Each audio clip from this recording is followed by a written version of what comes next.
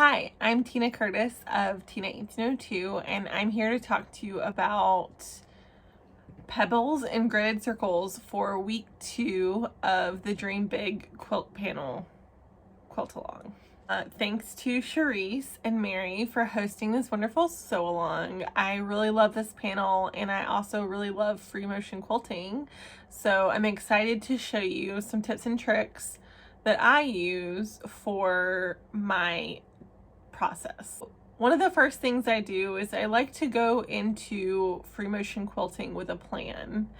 And typically my plan starts out on Procreate. So if I could tilt this down a little bit, you can see I have my iPad, and I usually bring in a picture of the quilt I'm going to do, and I'm not going to go all through it, but I like to add a layer on top and add some quilt lines.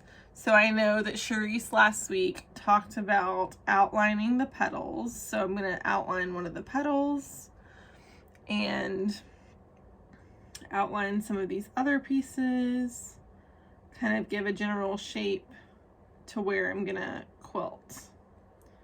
Okay, so once I get one of them outlined, I like to zoom in, and then I know personally what I'm gonna do for this inner part is do pebbles. So I like to practice the pebbles. I find that sketching with the Apple pencil or with pencil and paper gives me a great idea of how it's going to feel when I do free motion quilting on my domestic. So I like to do a circle, and typically I go back around halfway and then do kind of a figure 8. So I'm gonna change my camera angle so you can see a little bit better. So I typically like to do my drawings on Procreate with this Narrander pencil. I like that it's not like a completely solid line because quilting isn't solid, and I like that it kind of has like a not so heavy stroke. So anyways, when I'm doing these kind of designs, I like to just kind of doodle and see how I would fill this in and kind of get some muscle memory for how I practice. I don't worry about my circles being all the same size or, you know, perfect, because once you put them all on here, just the effect of having those purple, just the effect of having those pebbles is gonna be what you're after. Another way to kind of make your pebble stand out is to go around a couple of times. So like you can see, especially with this pencil, because it's not 100% opaque the first time, this pebble that I just traced a bunch of times is gonna pop. So if you want to do that every once in a while, you can do that. I like to leave them, for this particular pebbles, I like to leave them all I don't want them to stand out because my circles aren't super circly.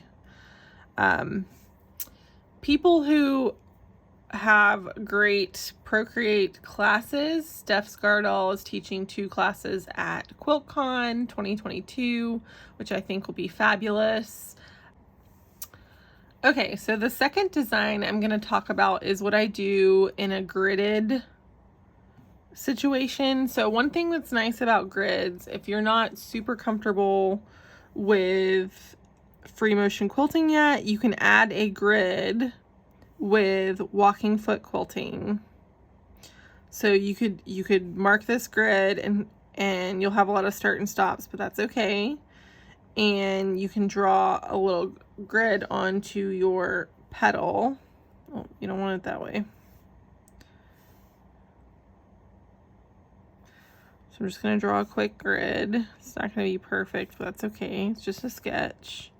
You can use your ruler and a hero marker to mark these out, and then just sketch them on your, sketch them with your walking foot. One thing I do like to do when I'm doing something like this is I like to do the straight line and then travel along the edge to do the next one. So like kind of like this situation.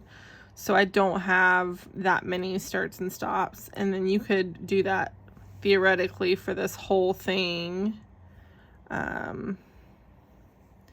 Theoretically for the whole thing. Up and down until, and then you would only have 2 places to tie. So once you have your grid in whatever way you want to do it, you can also do it free motion with a ruler if you want to. I think it's easier to just do it with a walking foot, but I like to do these circular patterns inside the grid. I think it looks really nice. You can also just mark the grid and do the circles. So, you know, there's no one right way to do it. Just do what you think looks best. I like this because it gives a great texture. So you can go in here and just do a circle a couple of times. I like, you'll want the circle to fill. You come in here and do a circle a couple times. I like the circle to fill the grid. I like the way that looks. But you could also do, you know, kind of several different size circles to get kind of a point in the middle. And then when you're traveling, like to go next over here. So then circle, circle, circle, circle. And you can already see that gives you a lot of like density here, and it makes this part and these little outside corners pop really nicely. So I'll show you an example of some places that I've done that. If you didn't want to do, if you wanted to do one circle or more like this, then you could travel out here and do that on this guy and keep going. So that's going to use less thread. See how I went outside the line there? I wouldn't worry about that because at the end of the day, you're not going to pay attention to that one circle. And then just keep going.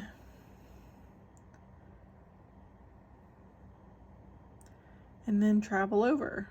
So that's kind of how it works.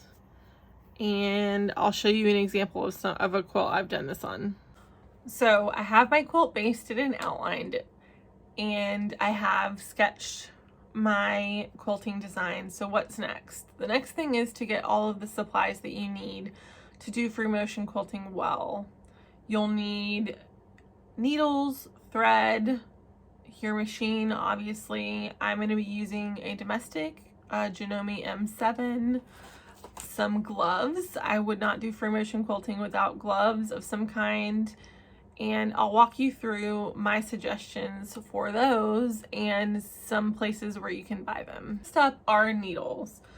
These needles work really well for me. They're the Superior Threads top stitching needles. This is a 90/40 for 40 weight thread. I have other sizes, but I really like these top stitching needles, and my friend Karen Miller sells them in her shop at the Redbird Quilt Co.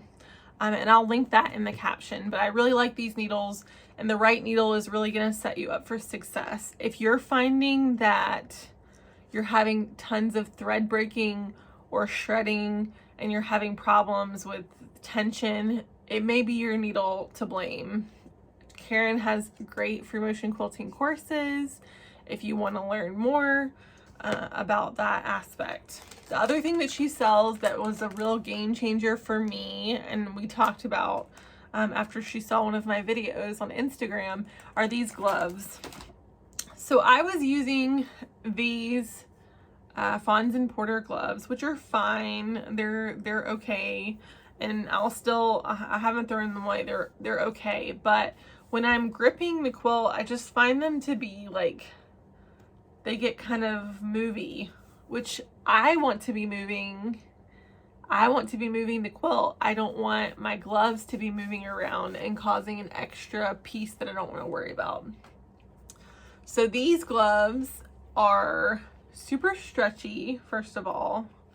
They have grips on both sides. I don't know if you can see, but they have grips on both sides of the fingers, so you can wear them on either hand. And they have this nice, like, kind of smocked edge that keeps them really tight to your hands. I'm going to put it on. Can you see the difference? Like, look how tightly that fits my hand. The only thing that moves on this gloves are what I tell it to move. I'm not fighting with it stretching around or me dealing with anything like that. It's just, it's very tight fitting and works really well for me. So I have not large hands, but I feel like I usually wear like a medium large in gloves. And these, I get the small to medium because you really want them to fit tight to your hands so you avoid that issue. Next up, thread. So I am going to be using RFL. I'm going to be using this 50 weight in a couple of colors. I will say you're going to need to wind a couple of bobbins. You're doing a bunch of free motion quilting. You're going to use quite a bit of thread in your bobbins. If you are just beginning and this is your first time trying out free motion quilting, I would highly suggest matching your bobbin thread to whatever thread you're using in your quilt top. I say that because if you have some tension problems, if they match, you're going to be able to tell less. So you won't have, even if you run into like slight hiccups, you can kind of blend it in and you don't have to rip anything out. Ripping is the enemy. I do not like to do any seam ripping. So I'm probably going to wind a bobbin of each of these because I'm going to change the colors as it goes out to the yellow. And I can write these colors. I can write these colors in the description that I'm using. And this one is like one of my all-time favorites, so I'll include that. If you don't have a thread picked out and you want something that's kind of foolproof, you may want to go with a glide thread. So this one's neon, and I just use this at one of my local quilt shops because they recommend using glide on their machines that they rent, and it was wonderful. I really liked it. But a glide is a polyester thread and you're going to get less of a chance of breaking. So if you don't really have your speed down, then this one's going to be more forgiving. I do like using cotton thread because I like to kind of, I feel like it's like kind of taking the training wheels off. So that's a choice you can make. I also like polyester because you can get it in these neon colors. So that's one of my favorite things. So I have all of this set up, and then I'm going to set my machine up with the proper free motion quilting foot and all the proper settings, and then I'm ready to get started. I'm going to be sewing on my Janome M7. So I already have the open foot free motion quilting foot that I want on here. I've threaded it with the thread that I want in the matching bobbin color. I have the Superior Threads top stitch needle in here. And now I'm going to set it up for free motion quilting. So the nice thing about this machine is if you go to the quilting settings, you can go to free motion, and that already sets up all of the settings to be exactly what you want it to be. So I find that these settings off the bat work for me really well. So the first thing I'm going to do, and if you look at the hashtag for the Dream Big panel, a lot of people do pebbles in this center area. So you can see I put the yellow thread on here, and I'm just going to do pebbles for all this little piece that I outlined and show you kind of my process in doing that. So I'm going to put on my gloves. These don't have a right direction, which is another thing I like about them. And one thing that my machine does is the first stitch, it takes one stitch and then stops to allow you the chance to pull up the bobbin. So, and it pulled up just the tiniest bit, but I can get it. So now I have the top thread on the top or the bobbin thread on the top and the top thread on the top, and I'm going to kind of put those out of the way. I'm going to take a couple small stitches to kind of block it down. For this panel, I'm not going to be burying threads, so I'll go through and kind of cut these off. I think it's very important that you kind of frame the area that you want to quilt. And so I'm going to show you how I do that. So if you notice, I'll stop and take a break and kind of reposition my hands so that I get a really good pressure movement on my quilting panel. Another thing that I like to mention is take lots of breath. So you don't want to hold your breath and stop breathing. If you find yourself doing that, use the needle down function, take a break, kind of just relax. The smoother that you breathe and move, the smoother that your quilting is going to look. So I'm just going to do one quick pebble, kind of at medium speed. And if you match, use monofilament like I did for the outline, or match the color-ish to this area, it's going to be very forgiving. So I'll do a close-up when I'm done quilting, but that's kind of how I do my first pebble. Now I'm going to keep going. And one thing I do want to... So I'm going to do a few more and then I'll stop and zoom in.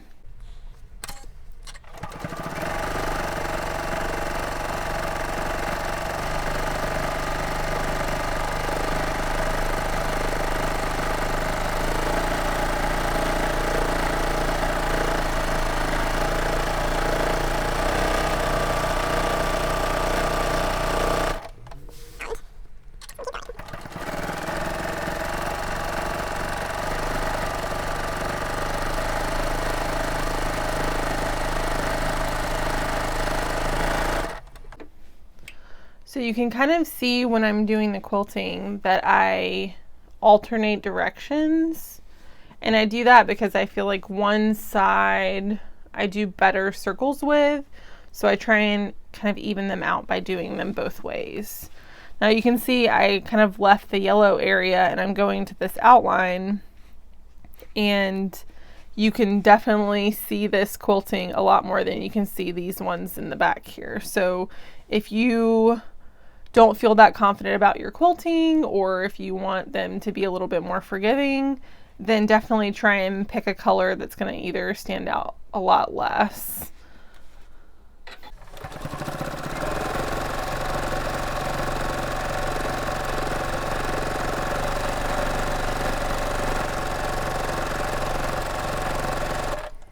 Like I said with the drawings, is I don't really worry about making them the same size. I'm not super particular about that.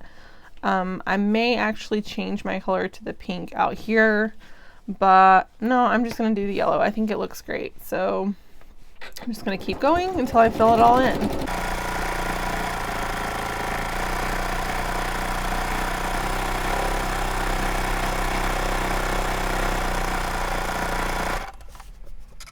Take a few stitches here at the end, just move it slightly to lock it off, and then I'm going to use my cutting function on my machine.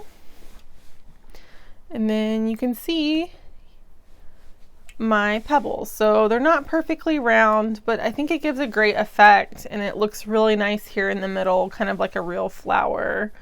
I really like this one that's kind of ovally, so don't worry too much about being perfect. No one is ever going to look at your quilt as closely as you are. So here's an example of a gridded design. This is kind of a gridded circle. I think this quilting design kind of looks like Legos. You can see one I've already done here, where I marked the center point, and then they're 1 inch, it's a 1 inch grid. So I'm just doing a couple of circles around and around, and you can see I don't really worry about being perfect. But when you look away, look at it from afar, you can see these really pop out. They're really, really show up really nicely as a difference in quilting density. So I like this, and I do like it with the matching thread color. So I'm going to show you how I do that on this one here on this side. I'm going to take the first stitch, and it should stop and let me pull up the bobbin.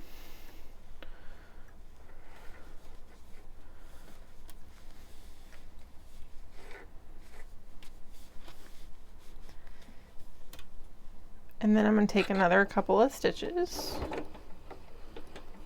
Okay.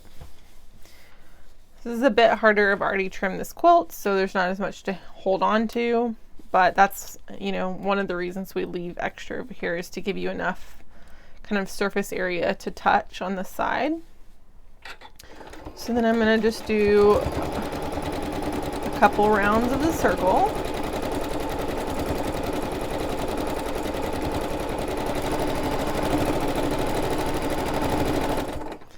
Once I think it's dense enough, I do maybe 4 or 5 times, and I'm ready to move on to the next one. So I'm going to go over here, and not worried about it being super circular.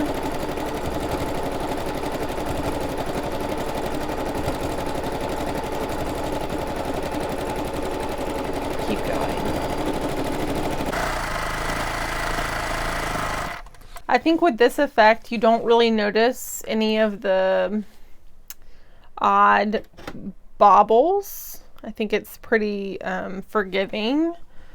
And then we'll just keep going this way.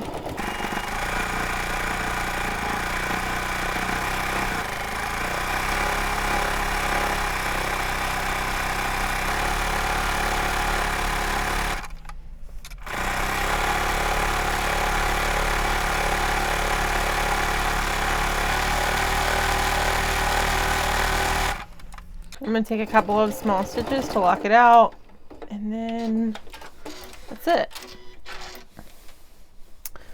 So you can see they're not all identical, but the look, when you look at it from afar, is pretty successful. I hope that was helpful for the Dream Big Quilt Along panel. The middle section will look great with pebbles like I did on mine, and some of the outer leaves and the outer corners would look really great with gridded free motion quilting designs. I'll include some books in the description that have great gridded designs in them for you to try out. If you like this video, please go ahead and subscribe to my channel and like it. We will keep updating the links for the next week's video so that you can follow along for week 3, which will be swirls. Thanks for watching, and I hope to see you back here soon.